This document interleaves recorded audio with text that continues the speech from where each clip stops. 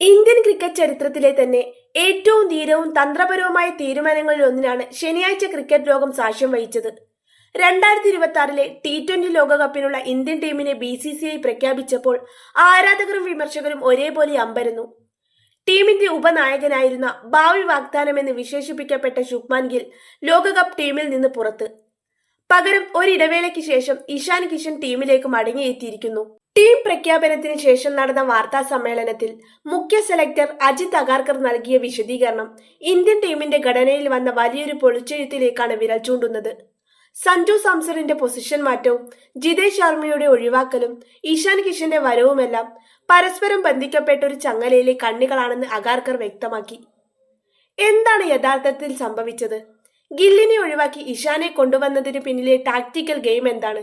നമുക്ക് വിശദമായി പരിശോധിക്കാം. ഈ ടീം പ്രഖ്യാപനത്തിലെ ഏറ്റവും വലിയ തലക്കെട്ട് ശുഭ്മാൻ ഗില്ലിന്റെ പുറത്താക്കൽ തന്നെയാണ്. 2025 T20 ഫോർമാറ്റിൽ ഗിൽ നടത്തിയ ദയനീയ പ്രകടനമാണ് അദ്ദേഹത്തിന് വിനയായത്. വൈസ് ക്യാപ്റ്റൻ എന്ന പദവി ഗില്ലിനൊരു സുരക്ഷാ കവചമാകുമെന്ന് കരുതിയവർക്ക് തെറ്റി. ഫോമിനാണ്, പേരിനല്ല മുൻഗണന എന്ന് അജിത് അഗാർക്കർ തെളിയിച്ചു.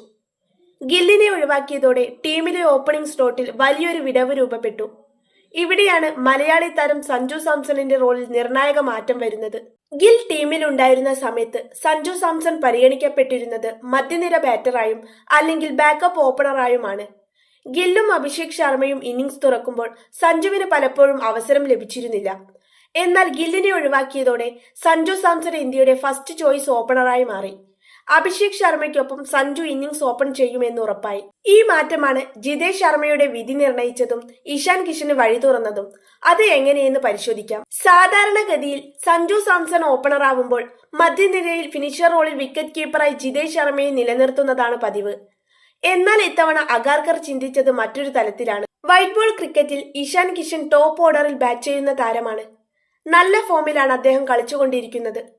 ടോപ്പ് ഓർഡറിൽ ഒരു വിക്കറ്റ് കീപ്പർ ഉണ്ടാകുന്നത് ടീമിന് കൂടുതൽ സ്ഥിരത നൽകുമെന്ന് ഞങ്ങൾ വിശ്വസിക്കുന്നു, അഗാർക്കർ വാർത്താ സമ്മേളനത്തിൽ പറഞ്ഞു. സഞ്ജുവിന്റെ റോൾ. സഞ്ജു സാംസൺ ഇപ്പോൾ ടീമിന്റെ പ്രധാന ഓപ്പണറും വിക്കറ്റ് കീപ്പറുമാണ്.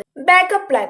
ഒരു ടൂർണമെന്റിനിടെ സഞ്ജുവിന് പരിക്കേൽക്കുകയോ ഫോം ഔട്ടാകുകയോ ചെയ്താൽ പകരക്കാരനായി വരേണ്ടത് ഒരേ സമയം ഓപ്പണിംഗും വിക്കറ്റ് കീപ്പിംഗും ചെയ്യാൻ കഴിയുന്ന ഒരാളായിരിക്കണം. ജിതേഷിന്റെ പരിമിതി.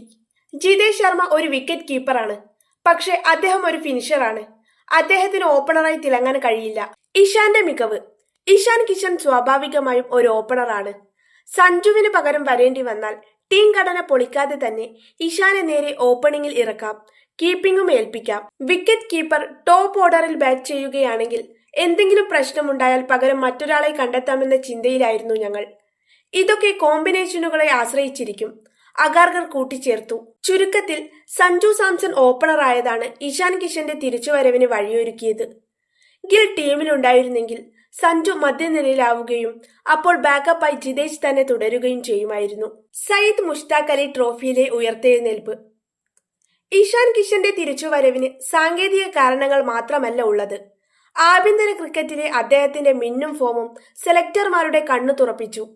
സയ്യിദ് മുഷ്താഖ് അലി ട്രോഫിയിൽ ജാർഖണ്ഡിനായി ഇഷാൻ നടത്തിയ വെടിക്കെട്ട് പ്രകടനങ്ങൾ അദ്ദേഹത്തിന്റെ ആത്മവിശ്വാസം വീണ്ടെടുത്തെന്ന് തെളിയിക്കുന്നതായിരുന്നു.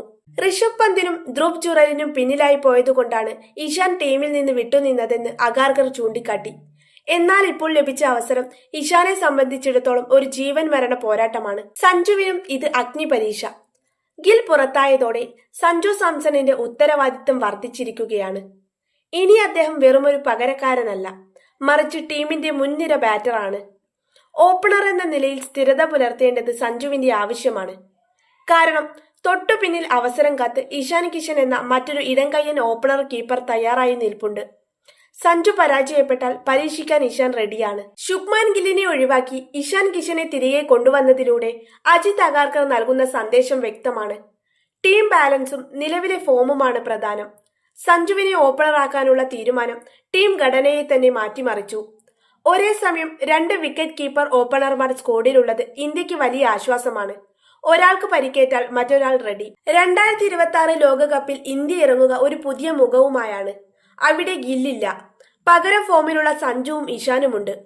ഈ പരീക്ഷണം ഇന്ത്യക്ക് കിരീടം നേടിത്തരുമോ എന്ന് നമുക്ക് കാത്തിരുന്ന് കാണാം.